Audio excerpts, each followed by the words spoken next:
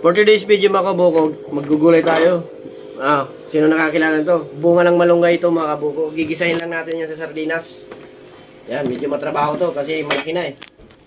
Yan, update na lang ako mga kabukog pag ilulutuin ko na. Kasi medyo matagal to. Yan.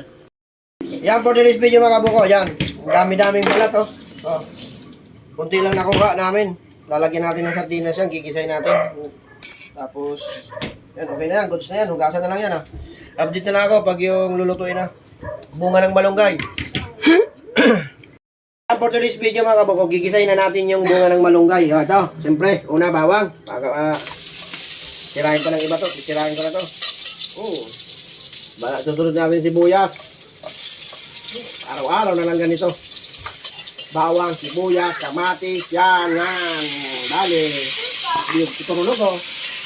Yung pasok-pasok.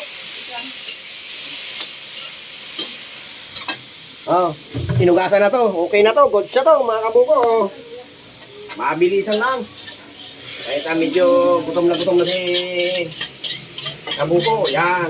Dali na yan.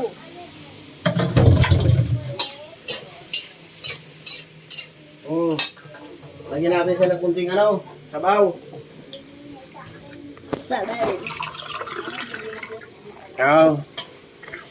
Dali na yan.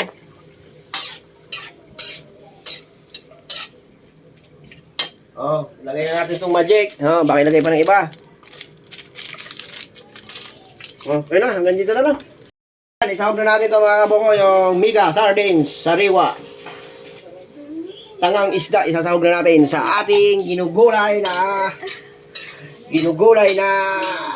bunga ng malunggay. Napakasarap na ito. Yan napakasarap na naman ang ating ulam for today. Bunga ng malunggay, ginisa sa sardinas, tatak barko, Mega Sardines, ang inyong lingkod. Si Boss Buko Vlog. Kunting mikos-mikos, dali na yan. 1, 2, 3, go! Yan mga kabuko, tikman na natin yung linuto natin na bunga ng malunggay. Ginisa natin. Ang ingay. Iwan ko kung kakain yung mga bata nito. Mauna na ako kasi sigurado, di kakain na naman yun. Ang ulam nila naman, anjoks. Maor-alsom pero dali na. Parang repolyo. Sarap pala, bunga ng ampalaya. Ay ng malunggay. Saan ito ilan? 42? Sardinas lang, dali na. 41 na. Nung kumain ako lang nag-diet ako ng isang buwan na. Ito nung pag-inom mo ng Oo.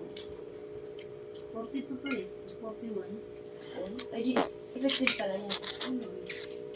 Tapos konti lang din yung bahay na kain. Yan mga kaboko. Hanggang dito, mayroon pa lang tayong sitaw. Puro gulit tayo ngayon. Yan, hanggang dito na lang. Yan magulo na naman ang restaurant ko. Tuntua sila sa linuto ko. Hindi sila alam yun kung anong pagkain yan Hindi naman po, pero meron po pag-aaral kahit kailan buwan.